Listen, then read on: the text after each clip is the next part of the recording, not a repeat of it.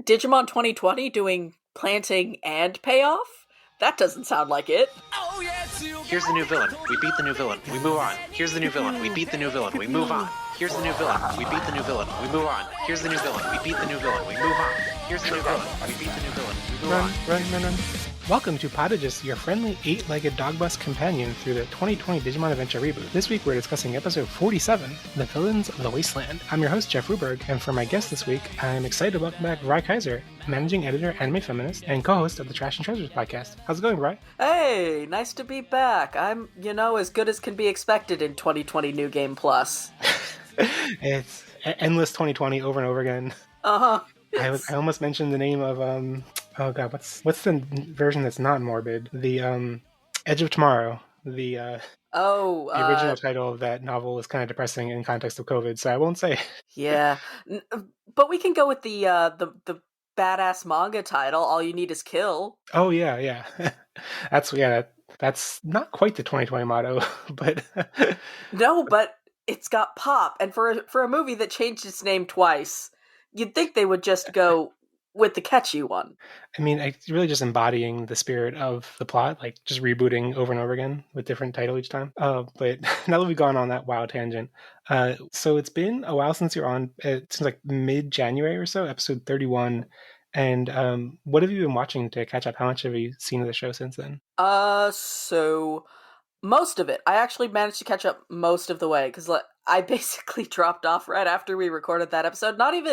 I didn't consciously decide to stop watching, but I kind of fell behind the week after we recorded and didn't catch up. And then I was really actively disgusted at Toei for a while over the union rep situation. Oh, yeah. Yeah. And then it kind of accrued to the point where I looked at it and thought, I have so many anime to watch, and this feels like a chore to catch up on.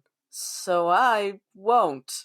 And that was by the time that I was kind of hearing good things about the Giagomon episode, but it just was too unwieldy at that point. So I didn't start catching up until you asked me to come back on. And I got almost all the way there, actually. I haven't watched the last 3 episodes before this one, but otherwise I'm all caught up. And I got the little bite-sized summaries you gave me, so. Do you remember what the last 3 were? That was the Hikari, Metal Garurumon, and then the Magma Angemon one. Right. Okay. Yeah, I feel bad because when you fell off, it was pretty much, from my standpoint, a big slog of episodes. Yeah. Even watching them all in a group, they were not inspiring. Grading on the severe curve that is pre-episode 40, the Angelwoman episodes are okay.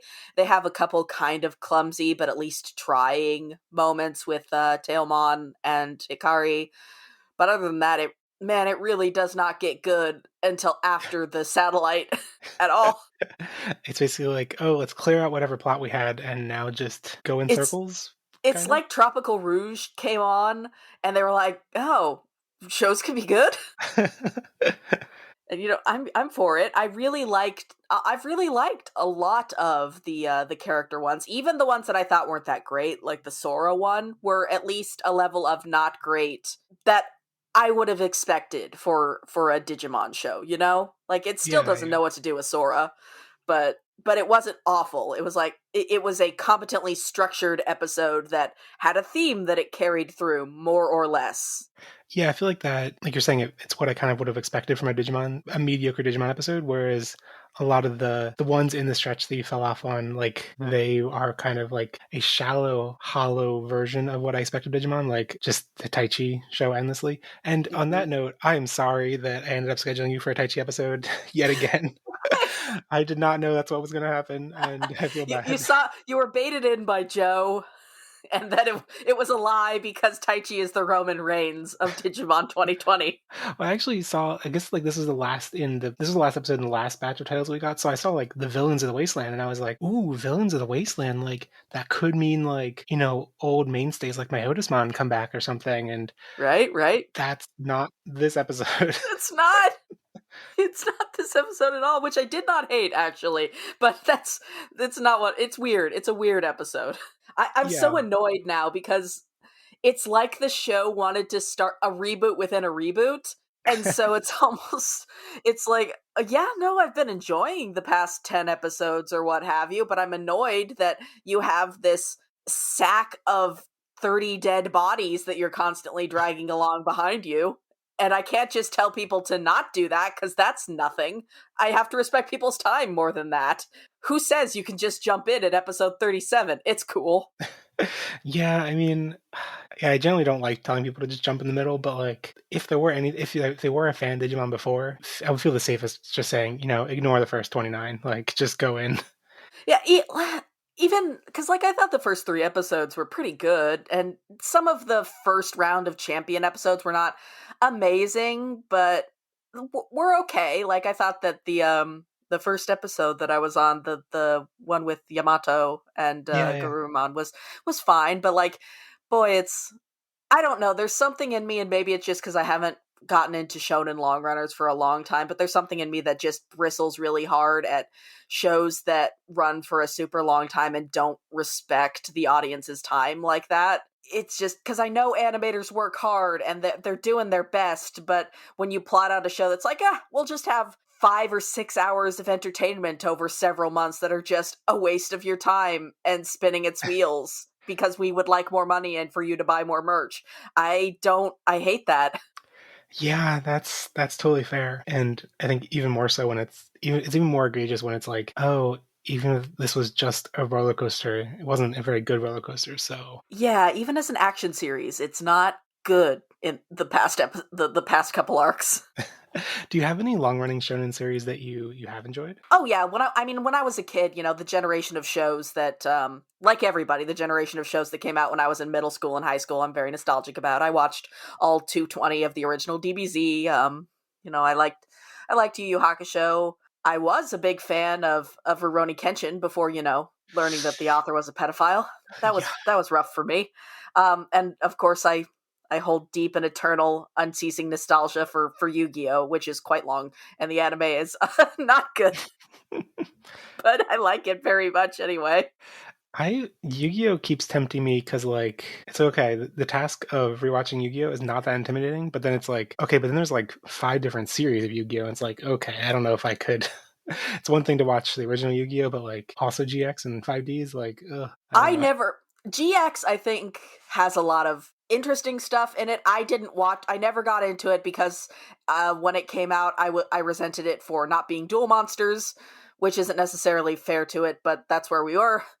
And then the series past that understandably moved away from the occult stuff because of of certain terrorist bombings in Oh. Japan. So it became a lot more sci-fi focused than weird occult focused. And I get why they did that, but that is why I was into the series. So it sort of stopped interesting me past I may someday pick up GX. Honestly, you might want to just read the Yu-Gi-Oh manga. It's not perfect. It still has a lot of weird stuff, and they cut off the last arc because I don't know, they canceled it for something more popular, and also Takahashi put himself in the hospital trying to draw it, and it's still not great towards female characters, but it's sort of a more distilled version of what the story is good at. Mhm. And it's weird and gory and Cronenbergy, and God, I love it so much. This is not about Digimon. No, but it just reminds us what a long running action show can be, and how many emotions it can evoke, even if it's just not trying to be poignant and emotional every week or something. But Yeah, and I mean, I feel like a long running Digimon shows are fairly long at most points, 50 some episodes. That's, I feel like, a respectable length for a multi-core show to be, but it's just past ones knew how to build and structure a rise and fall of an arc as opposed to whatever's happening here. yeah, I am so curious to find out, years from now or months from now, how much of this was impacted by COVID, and because it does seem like it's just like so hard to. I know that we're not the target audience, and like no one from Japan is, listening to adults overseas and what they think about the show. But like, it's so hard to look at the recent batch of episodes and be like, oh, this feels like a direct response to how everyone reacted to the first batch. But also, it's too late, and Yeah. it just feels like it has no direction. I But mean, I was joking about them being pushed to step up because of Tropical Rouge, but also, that series has the lowest stakes, but it's very fun as a character sitcom, and apparently it was explicitly planned to be kind of a breather for its audience after the everything, and I kind of wonder if that mentality didn't seep over into Digimon 2020 as well, like Hmm. genuinely. That makes sense. Interesting. Yeah, I hadn't checked that out yet because I still keep meaning to go back to I can't remember the name. Healing? Last one? I fell off of Healin' Good. As my understanding from people who did watch it is that the finale was kind of a trash fire, but opinions vary on whether it was worth the ride up to that point. I mean, my main curiosity for it is like the morbid, like, oh, what can a modern kids oriented Toei show do when it's actually competent and knows what it's doing? And even that baseline, like the Yeah. bad Precure episodes blow most Digimon episodes out of the water. So, oh well. Oh well. But yeah, let's on that note, let's jump You're on a Commandamon and helicopter tail our way into this week's episode, episode 47, The Villains of the Wasteland, aka The Villains of the Wasted episode. Spoiler policy, like always, we'll be talking about everything in the Crunchyroll episode, including the title and preview for next week, and we potentially might spoil everything in the original adventure and 02, but anything in other seasons we will let you know beforehand. And also, I'm going to show Vrai the upcoming titles at the end of the episode and react to them live. That's for episodes 49 through 51. So there'll be fair warning when we get to that. Just don't fall asleep and wake up in the middle of that discussion, I guess. But yeah, quick recap this week. Joe and Gomamon disappear in the middle of the night, so Taichi and Agumon look for them, find a water fountain, and Nohamon, the guardian of the water. Taichi and Agumon split up to find Joe and Gomamon. Nohamon explains the water fountain turf war. Taichi and Nohamon cause chaos in Gaosmon's base. Agumon causes chaos in Atamatakachimon's / Mini Takachimon's base, and then Taichi and Agumon lead the two groups to the fountain to fight each other. Taichi teaches courage to Nohamon, I guess, who finally shoots his bow to defeat Gaosmon, and Mini Takachimon and Gaosmon fall together into Tamatachimon's mouth, and then no more fighting, everyone reunites, and I guess they're happy now. That was an episode. My first thought is, it's really hard to say Gaosmon without sounding like I'm saying gay assmon, but how's that actually pronounced? Gaosu. That is absolutely what the name of the gay Digimon shipping community on LiveJournal would have been back in the day. I just want to throw that out there. Oh, I wonder what the Digimon shipping community on like AO3 is like nowadays. Do they have comms for that? I don't know. But yeah, what do you think about this episode? Forget it, Jeff. It's Chinatown. I have not seen that. It is about a conspiracy over control of LA's water supply in the 1940s. Oh. Also, don't watch it. Roman Polanski is the worst. He's more the worst than that movie is good. Oh. Yeah. Anyway, so let us all pretend, for the sake of the rest of the episode discussion, that the show started fresh from post episode 36 or whatever shooting down the satellite was. It does feel weird that this episode is where it is. I did not dislike it, but it feels like it should have been maybe around episode 7 or 8 of our new batch, before the more serious plot developments. Yeah, it feels like it would have been like a really fun introductory episode, and I keep being torn in my gestating my thoughts on this episode, because I'm like, okay, it had a lot of fun elements. Joe added some levity. Gomamon pretending to act like Joe and being like trying to impress them. Cute. But like, even they don't know Joe, so it's absurd. It's funny in how absurd it is. Both of the leaders of the different groups being absurd in different ways. Nohamon was like a interesting design, and I guess he wasn't quite as funny as the other things, but he's still kind of, I don't want to say relatable. It's an interesting character, and yet like the whole thing is just bogged down by how bland Taichi is, and it's like. Honestly, I didn't think this was a bad Taichi episode. Like, I said this on Twitter, but I don't think that Taichi is a bad character. I think that he's a very shonen lead, but he's got a good heart, and he wants to do the right thing. And I like that type of character. It's just that over the past slog of episodes, it was so often the case that other characters would get stepped on so that he could have more time in their narratives, which is kind of one of the problems with the Sora episode, that I kind of started resenting him on sight. but I liked this episode. I thought it went well with for him. I thought it went well with his themes of being, sort of this optimistic, kind of charge in sort of character. I liked the show bringing up that the kids can contribute outside of standing on the battlefield being cheerleaders while their digivices glow, and which I think again is why it might have been better earlier in the batch. But and I thought it was nicely restrained for Adventure 2020, but sort of in the vein of very talky kids anime, of kind of letting the visuals do the explaining on why Nohemon is anxious about shooting his bow and how Taichi supports him without getting too rah-rah macho about it. Hmm. It's a nice friendship and support kind of thing that I thought was rather well told all on the whole. And I also like visually how the show, I don't know what is going on with the budget, but I did feel like this episode was purposefully making use of some limited animation for the comedy moments with Joe and Agumon and Gomamon in a way that I thought was kind of nice and stylistic, which is not a thing I have had the luxury of saying for this show in the past. Yeah, it's yeah, this episode felt like it was like restrained in its ambition, which is kind of all the way, especially after like weeks and months of being like, okay, well, this animation varies wildly in quality. It was kind of inevitable because it was aiming to be this big action spectacle, and it's like, okay, now if you have episodes where you focus on comedy like this, then you can conserve resources hopefully, and actually hit it out of the park instead of like having episodes like that Omegamon one in Tokyo or Fake Tokyo, whatever it was, where it Oof, just that was bad. things didn't move on screen. So yeah, and even last week, which I know you haven't watched yet, but like with Magna Angemon or Holy Angemon, like I thought it looked okay, and then I went back and like was trying to find like gifs of Holy Angemon doing interesting things, and it's like there really isn't anything that he does. Like he basically like extends his sword, and then you see the thing getting cut up, and it's like you don't see him in motion at all. It's like, okay, I guess that's fine.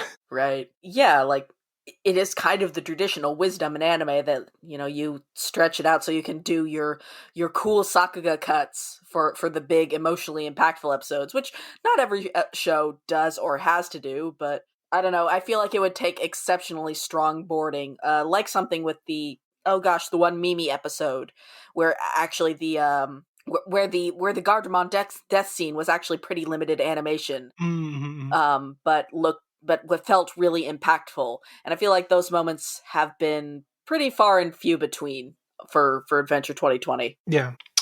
Have you seen God, I'm blanking on the name. Izoken. Oh yeah, gosh, I loved Eizouken. Because I feel like like I had heard vaguely of a lot of those techniques mentioned in Izoken, but like seeing it spelled out, and like I guess I'm specifically thinking of the one episode where she like literally like is in the middle of the animation and tearing down things and like try and showing off how you can use limited resources to achieve the same effect. And it's like, yeah, whenever I see shows like this now, I'm like, okay, I see where they cut all the corners, and they went too far and it breaks the illusion. So oh Yeah, well. But yeah.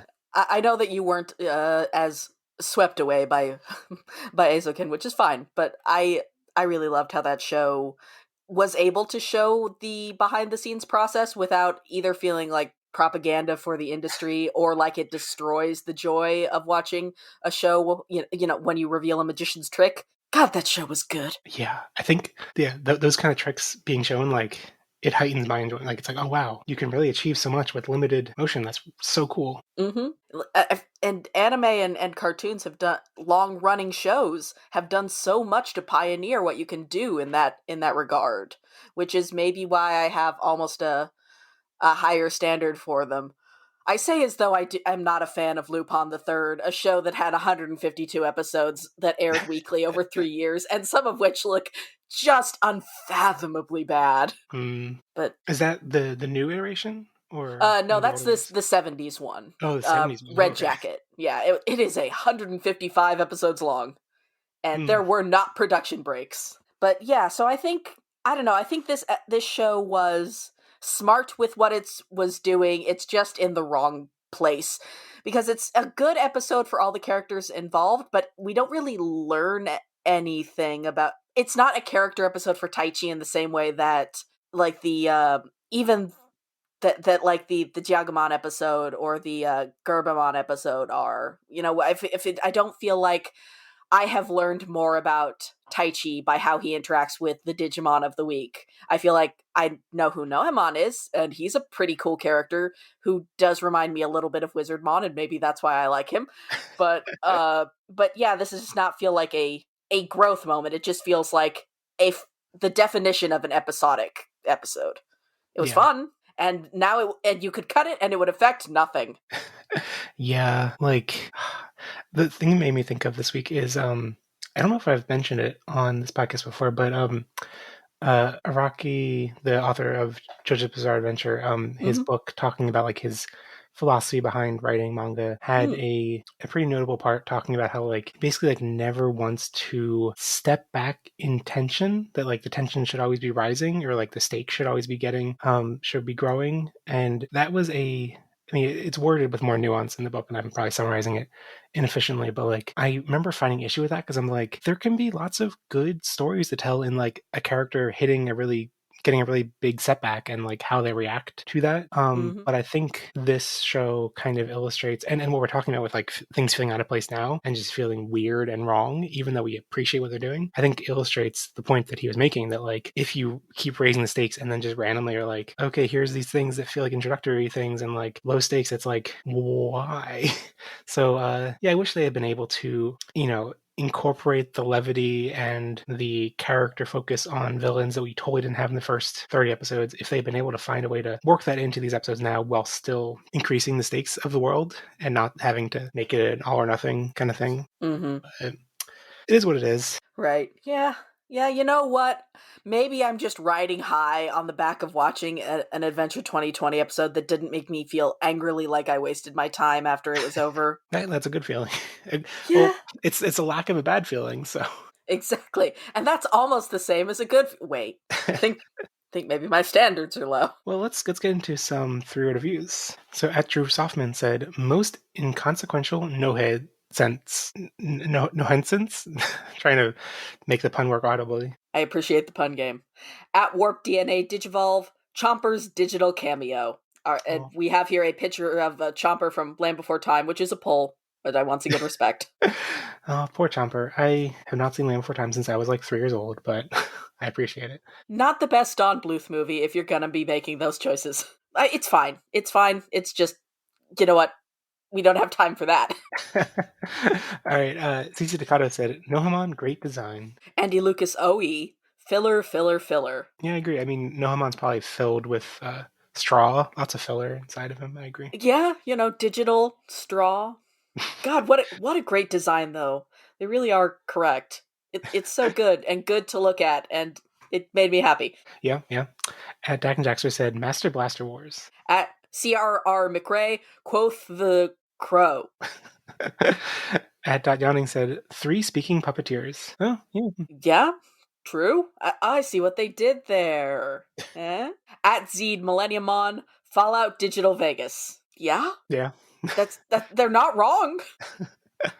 At Board Individual, Old Reliable Joe. At Tai Camille 101, ready for battle. And we have a pic of Nohemon training Taichi, which, yes, good.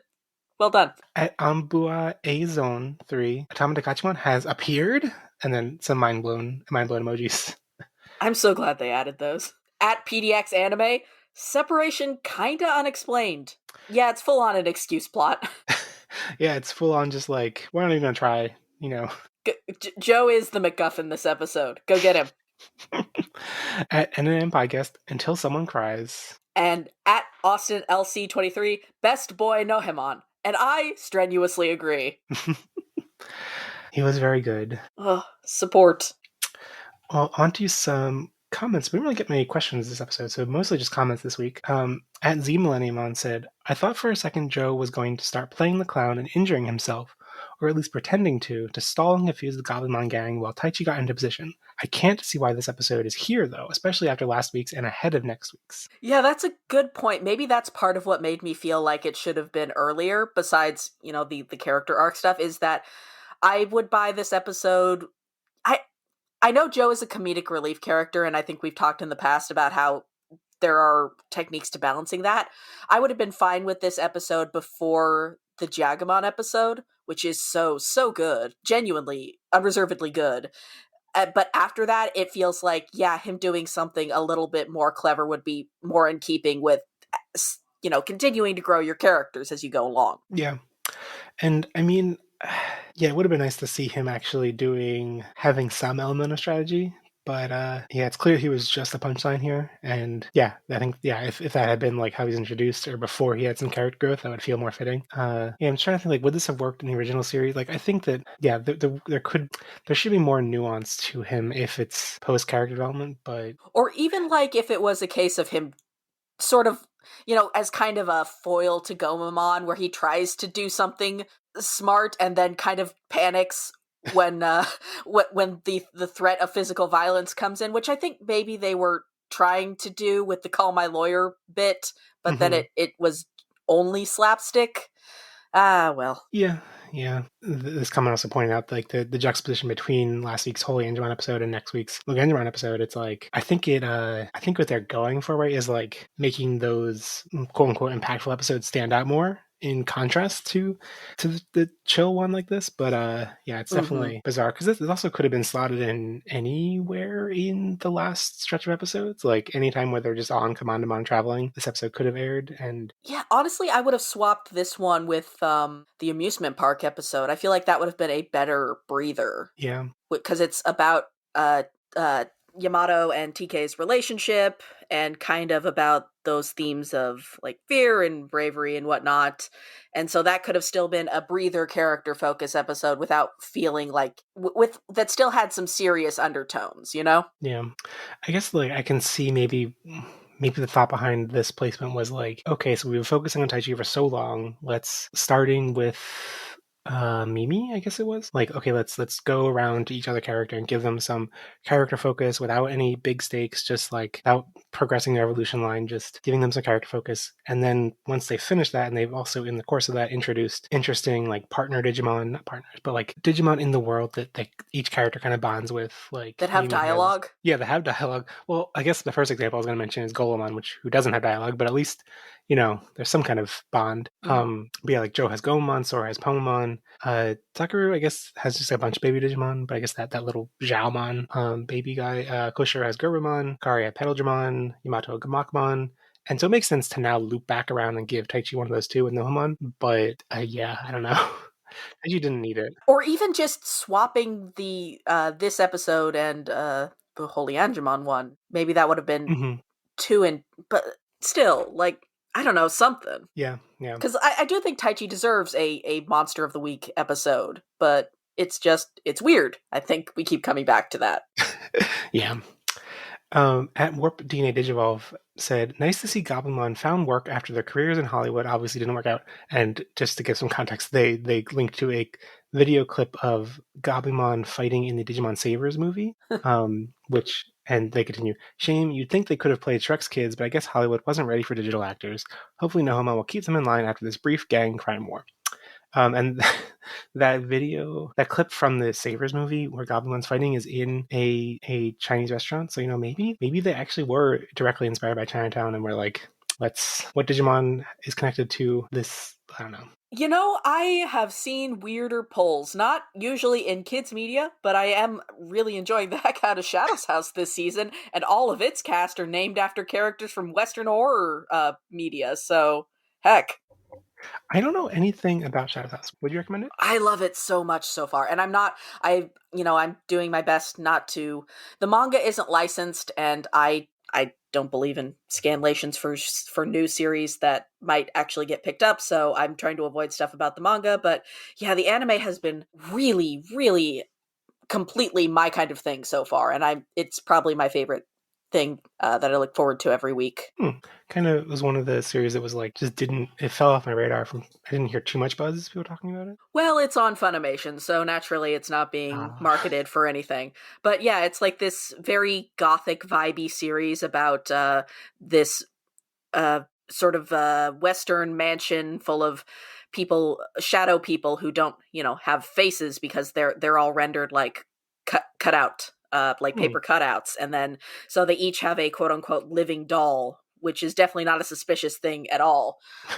Those are definitely dolls and not people who've been kidnapped, who's each assigned to their identical shadow person to act as their face, so to make their expressions for them, and they all have to go through this ceremony to become adults. And there's a lot of simmering conspiracy stuff, and it's not quite Ando levels, with School Live or Toilet Bound Hanako-kun, but it does have a lot of very lush color design, and the characters are likable, and gosh, I really like it so much. Lots of homoeroticism. Oh, all right. Well, I will definitely check that out. Next question from Austin LC23.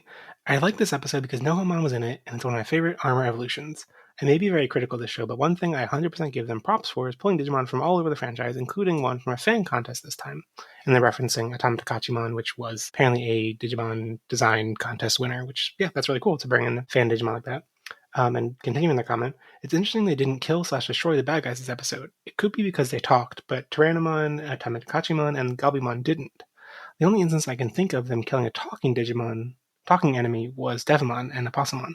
I guess this conflict wasn't intense enough, and this to me feels like the kind of thing that they realized they course corrected early on, or like based on the fact that they spent tens of episodes killing Digimon that kind of had no reason to be killing. Yeah. I think like it fits even if they aren't like listening to fan reaction and complaining about that, because I doubt I don't know what the Japanese fandom said about this kind of thing. Maybe they weren't complaining about it as much, but even if they weren't, I think it fits with the tone that they're going for now, the more comedic tone. Like I think it really would have hurt the comedic tone of this episode if they just murdered a bunch of Digimon. Yeah, it wouldn't have been great. But also they definitely, I feel like there were early episodes that broke the tone by having the murder Digimon too, so I don't know. Yeah, tough to balance that kind of thing if the show is not a stronger one that has built that kind of thing in from the ground up. Yeah. And the last comment from @PDXAnime, this episode was kind of bland. I mean, I think the Taichi/Nohamon stuff was a cool relationship like Kushiro/Gerbamon, but when it's sandwiched between the Holy Angemon episode and the next one, it feels really out of place. Yep. Big agree. Does. And I don't know. Like last episode didn't feel like it wasn't so epic it needed a breather by any means, so it's just weird. I mean, it is what it is. Yeah, is it still planned for 65 episodes? Or is that still the rumor? Yeah, the rumor is 66, but I don't know. There hasn't been any more specifics. Because, you can't keep up this momentum for another, dozen episodes, or this show certainly can't. So I'll be curious to see if it's like building up to another core peak and then it'll settle back down again, or what the heck that's supposed to look like. I mean, I'm not even sure what momentum has it set. Like it's such an erratic pattern. I don't know what the show is aiming to do, what it's been doing. Like it's we're finding the next plot token. We're getting the other holy Digimon. That's anything. Maybe it's like I feel like having Tailmon on the team has given the show a slightly better sense of direction where we can check in on what the plot goal is and then do some character stuff. But yeah, it is also still kind of all over the map. Mm-hmm, yeah. It's weird how much like it feels like since Tailmon joined the team, it's been backgrounded so much more. Which I guess is it's good to you can have the balance of it now. But I don't know, it's an interesting situation. This show has broken your heart so many times. I don't blame you for not wanting to trust it in any capacity. Yeah. I kept on that note of breaking hearts. I kept like when trying to think of puns in this episode, and I was like, okay, so Taichi in this episode basically kind of teaches courage to Nohemon, kind of, and so I was like, oh, so I haven't seen Wizard of Oz in forever. I was like, oh, is the Scarecrow the one who's missing a heart and needs to get a heart? No, that's not. That's the Tin Man. The Scarecrow needs a brain. Okay, wait. So the Tin Man is missing a heart. The Lion is missing courage. Right. Okay, and the Scarecrow is missing a brain. So none of that morphs onto this show, I guess. Not a bit. Because Taichi does not teach him to have a brain. But I respect where you were going because anime loves its A Wizard of Oz motif. Yeah, like those I don't think they showed up in this series, but Piedmon's minions, those Vilemon or Ephemon, they are definitely just pulled out of Wizard of Oz. So it's a very striking fantasy series. It's got a lot of great stuff you could pull for kids anime. Yeah. Well, so moving into closing thoughts this week, do you generally like the episode? right? Yeah, no, on the whole, it was a fine 20 minutes of television. I'd maybe even go so far, and maybe I'm still grading it on a curve because I've been out of it for so long before, just rushing a bunch to catch up. But I'd give it 4 stars for just being Hmm. competent and fun and being good for and achieving the goals it seemed to have, with a star off for not fitting well in the show's chronology Hmm. that we are assuming, if we are assuming it started over after episode 36. Yeah, I don't think you should worry too much about like grade on a curve because I think having recently, like in the past 2 weeks, gone through and watched a whole bunch of the show, if you come out the other end not completely fatigued, like I feel like you would have the opposite bias that you'd be like, oh my god, more Digimon, like ugh, I'm sick of it. So yeah, if you come out of it and you still feel like you're grading on a curve, like I guess that's a good thing. The last episode I watched before this one was the Edamon one, so I'm riding high. Oh yeah. God, that was good. So yeah, I think I'm gonna give this episode 3.5 stars. Like, because I ultimately like really did enjoy a lot of the humor, but then also my like raw gut impression keeps being blandness, and Also fair. yeah, I guess I am less forgiving of Taichi's blandness. It just kind of seeps everything down. It's like when he Yeah. shot that arrow at the barrel and it just flooded everything. That's how I feel with his blandness flooding the show. Yeah, maybe I am grading on the curve of Taichi is being Taichi in a Taichi episode, as opposed to in someone else's episode. So I'll take it. And maybe I'm also comparing too much to what I remember of Dub Tai being so full of humor and character. So it's like this Taichi, I'm just like, even when he gets a fun, light, character focused episode, he's still not. He himself is still not fun, and like in any way that like Joe, Goemon, Nohemon. Well, Nohemon wasn't fun. It's this weird thing. It's like there's so much levity in this episode, and then Taichi and Nohemon were both just like there. So oh well. I mean, I still think it was a overall. It's like oh, and it's a good addition to the series to have these fun Digimon appear. I think so. I'm still happy with it. Yeah, as somebody who's really only familiar with adventure, I have been having fun now that they can actually speak, getting to see all of these new Digimon from other places in the franchise. Like that's ideally what Adventure 2020 could have been as a remix. Yeah. I think this is one of the another notable thing of this episode is that like I'm really struggling to think of an MVP because there were various fun things. Do you know who your MVP would be? I'll give it to Nohemon just because I really like the design, and I feel like his his short little character arc really ties the episode together, and gives it a good sense of pace that makes it actually a short story rather than just a series of gags. And also, he's a good boy. All right, I think I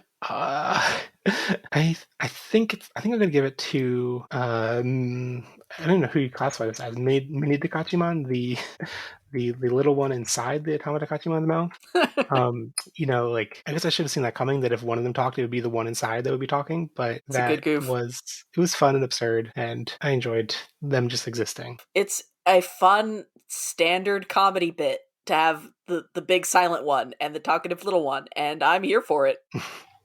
Yeah, and the fact that they did it 3 different times this episode, You 3 know different what? characters, it still worked. Rule of threes.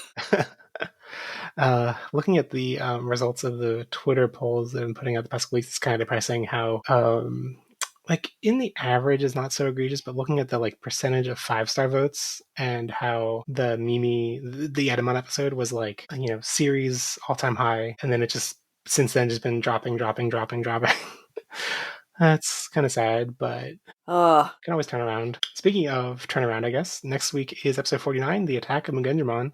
Taichi and Wargreymon fearlessly rise against Mugenjimon. A shocking turn of events ensue. This is not what I expected to happen after this at all. Like, Nope. I mean, it's like I'd seen this coming up in the titles before, right? So I didn't find out about this from the preview, but when I first saw it, it's like I thought in this universe Mugenjimon was just a thing that Agumon turned into that one time. I didn't think it was going to actually be its own character. Right. Digimon 2020 doing planting and payoff? That doesn't sound like it. Yeah, we'll see Yeah. if it actually pays off well or if it's just Because I am worried about the phrasing of the synopsis talking about like Taichi and Wargreymon are going to face off, and it's like, okay, if it's just the two of them, I bet it'll be a new fusion or hmm. a new evolution.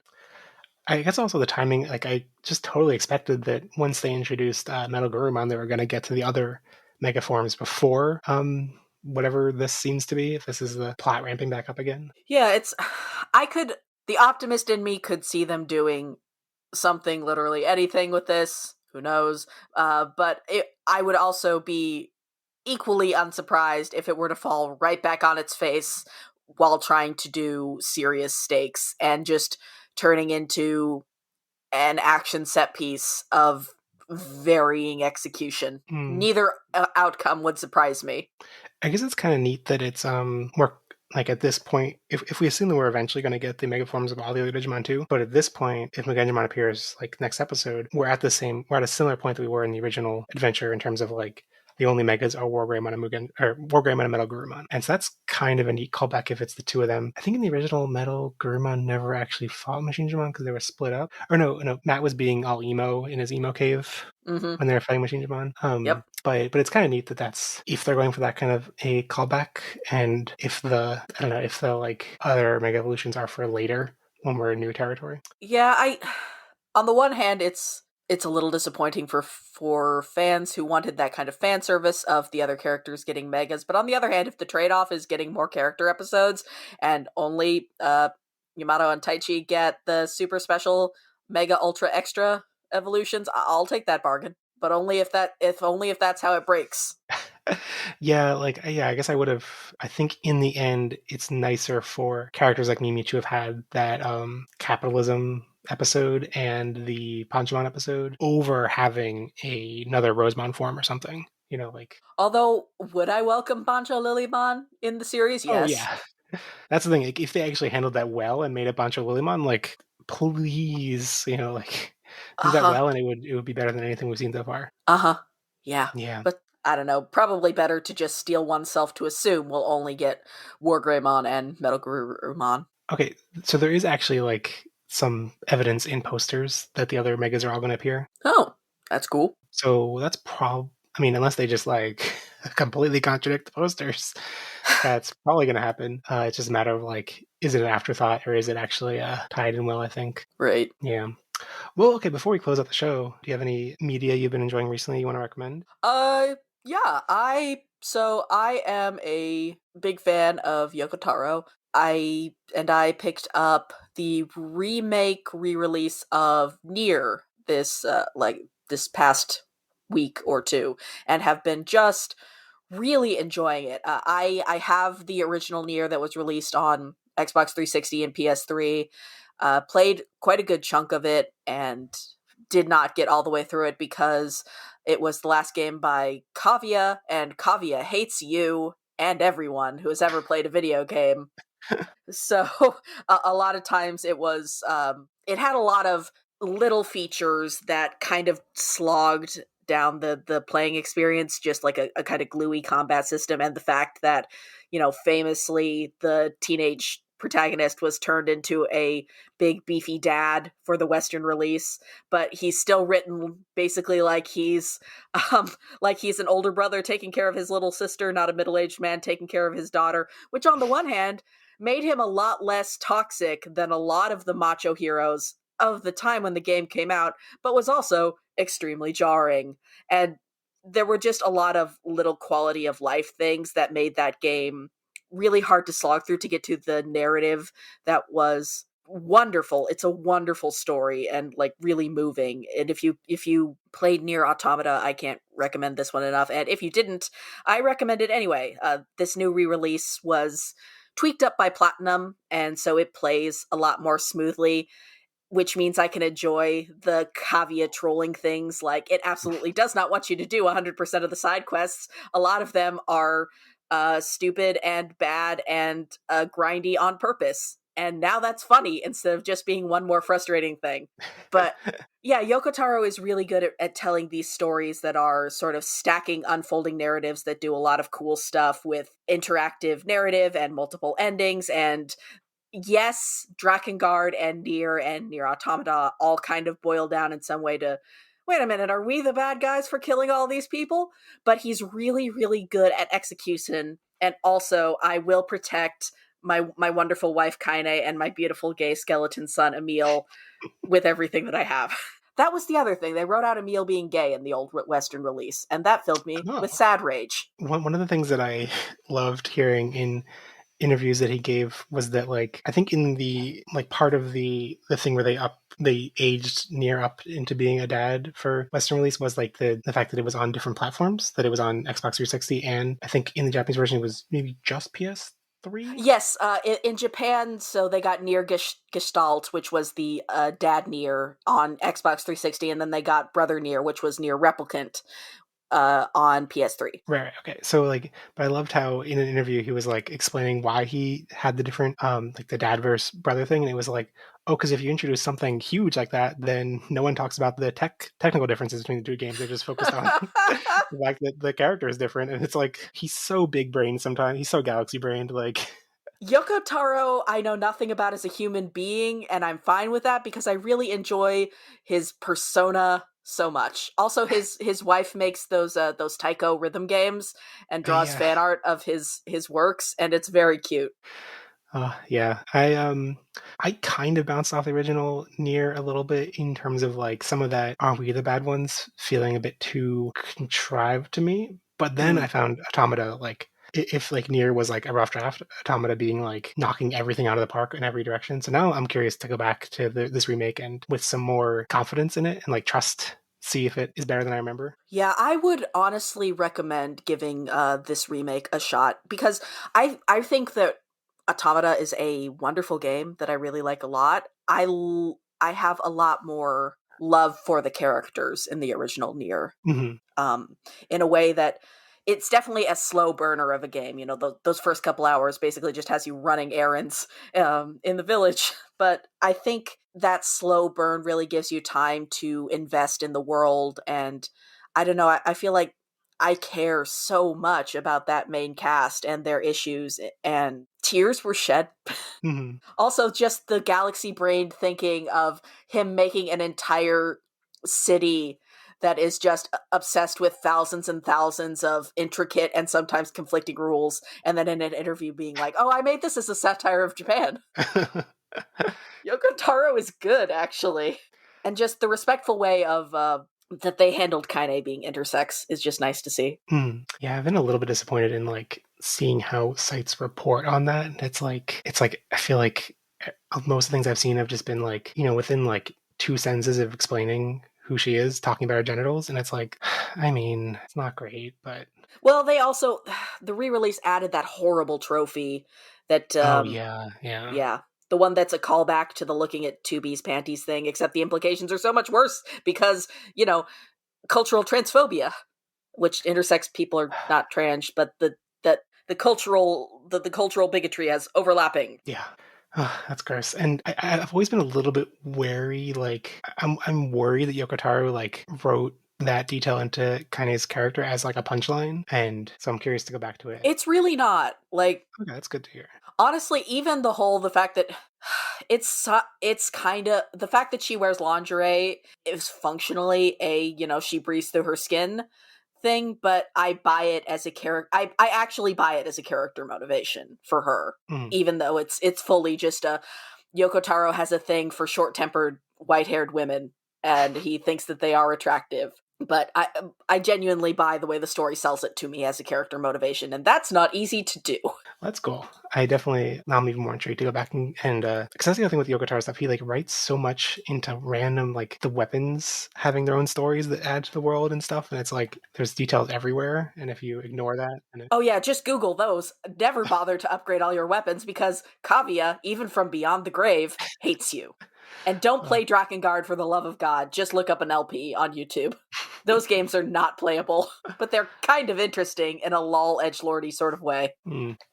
Okay, I'm gonna recommend a Netflix series called Shadow and Bone that, like all Netflix series, I feel like I watched about a week after it came out, and now it's been like 2 weeks since then, and I feel like no one's talking about it. It's completely dead. But it is a YA fantasy series set inspired by like basically Russian setting instead of a typical like Western Europe setting. The thing that I heard about that made me actually want to check it out was that it has a very Fullmetal Alchemist vibe, which I can kind of see because it's about magic users in the military.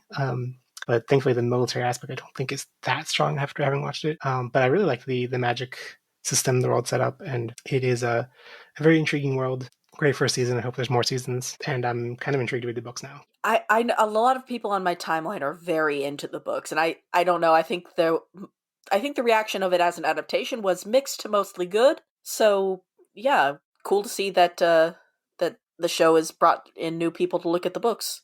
I've been kind of curious about that myself. I've heard that the Netflix series basically like merged two books or like took in characters who were only in the separate duology and aren't really in the first book of the main trilogy. And apparently the first book of the main trilogy is like not well regarded. It's like it's pretty bland and it's a generic chosen one narrative. But then they took all these other characters and merged them into that book. And I am fascinated to read the books just to see how, because it's like these characters interact. Did they just not interact in in the original? It's I don't know. I've heard it's a daring choice for an adaptation, so Hmm. it's pretty cool. Yeah, especially with YA books, I feel like a lot of first novels are really pressed to fit into the genre formula, and it's kind of with the second and third books that they're able to branch out and do the weird and interesting things that really sell people on them long term. So that's a nice thing about that adaptation can do, is kind of sew that stuff back into the early going. So I really hope, for because people seem to have a lot of big feelings about this book, so I really hope that it did right by them. Yeah, I'm always kind of surprised that like in anime adaptations, like they're either like completely literal and it's like even the beginning is like exactly how it happened, or it's completely divergent and or it diverges later. And I'm like, I feel like you should diverge in the beginning where the artist and the author was the least experienced and probably had the weakest story. And I feel like there are lots of series where it's like, oh, you have to get through 10 volumes before it's good. And I wish anime adaptations like took that into account, skipped through some of that stuff or like condensed it. Instead, we get stuff like Promised Neverland where they after a certain point just make stuff that everyone hates. So There more things should be like the Soul Eater anime, is what you're saying, and I agree. ah, The anime only ending was good. Fight me. seeing your reactions, I'm kind of scared to even read the manga. So It's not. I have. There are one or two things that the anime didn't get to in the manga that are interesting. Mainly just kids arc and some stuff with the witches. But other than that, the anime is basically an improvement in every way. So yeah, and those openings are fire. So they are so good. yeah. Well, on that, no, I can't tie that in. Well, anyway, okay. Nope. There's no notes there. This is a completely different symphony. Soul Eater, Moon, no connection. Okay. So I think that brings us to the end of the show. This episode of Potages was brought to you by Digiman's Warehouse. When you need to pretend to be an intimidating mob boss, even though you're just two children stacked on top of each other, Digiman's Warehouse has all your trench coat needs. And last week's Digiprompt was, what Digimon do you wish had a dark shadow version?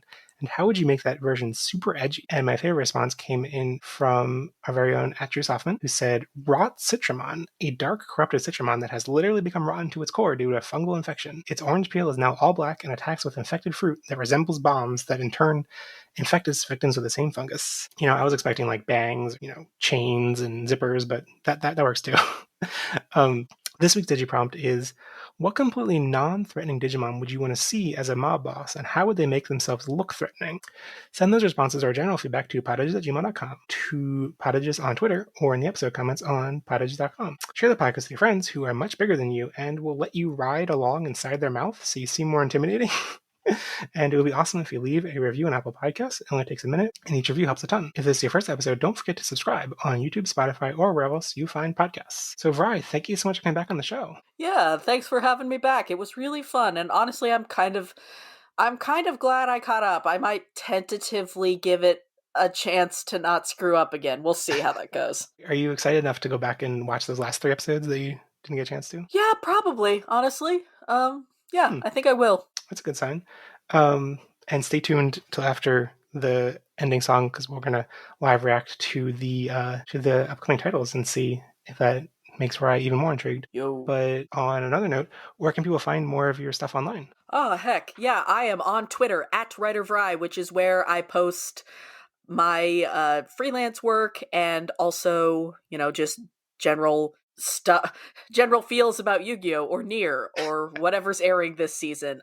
You can also find me on the website that I help run, which is animefeminist.com. And the podcast I co-host, Trash and Treasures, you can find on Twitter at TrashPod. My partner and I look at sort of old, forgotten media or queer films and weird books and kind of dig out how you can sort through the messy and uneven stories to get what you need while, not dismissing what doesn't work. And we are coming up on Pride Month, which is where we switch from a bi-weekly to a weekly schedule and do like a 4-course history on significant moments in queer film history. And it is my favorite part of the year. It is also the hardest part of the year for me as an editor, but I'm really looking forward to it. Oh, that's cool. So, Very exciting. yeah. So basically, when in the analyzer segment, when Koshiro said that he wanted to jump in Garbamon's trash can, that's what you do on the podcast. That's what we do.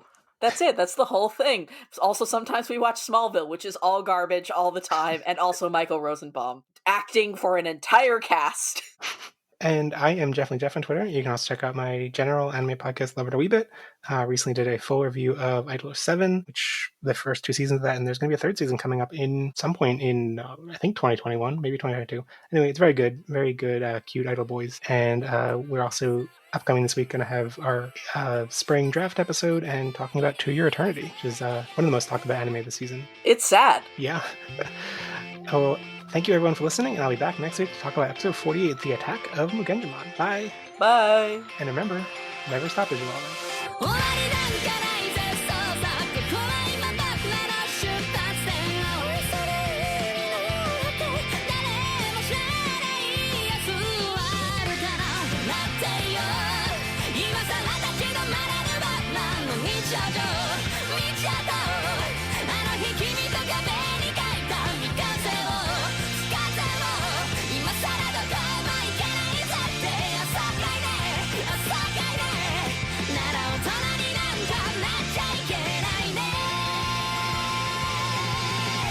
？Okay, so do you have a link to the titles? Open this. All right, I have them. Oh God. So which one are you reacting to? I'm looking at 49. Like, the plot came back. Yeah, so 49, The Evil God Descends, Millennium on. Okay, we're actually doing something with crests. We're going to remember that crests exist and are important, theoretically. Alright, show. I'll lend you a little bit of grace on that, given that you gave me some good character episodes. I don't know why we're doing this now, but sure, let's pretend together. It seems like that's going to be after the quote-unquote finale, the episode titled finale. So the thing that makes me most scared seeing these episodes is like, is episode 51 the last one? Is that like how they end the show, or is that the beginning of a new arc? Yeah, that's very interesting. And by interesting, I mean deeply eyebrow-raising. I don't know how likely this is, given the way that the anime reporting industry works, where everything is basically press releases because it's so easy for studios to shut off contact. But I really hope we get a post-mortem on this. I am desperate to know what went on with this production. Yeah, that's a good point, that even if they do have like interviews later on, like, are they ever going to be honest? Like, but will be kind of fascinating. Yeah, because it's kind of late for the theory that they'd bring in the O2 kids. Way too late for that. Yeah. Like maybe like 15 episodes where they find out their crests, they all evolve to Mega, and then they defeat one last. But who even like...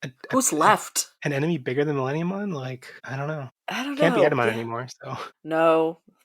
But you know what? They used Edamon in the best and most respectful way they possibly could for this show. That was so good.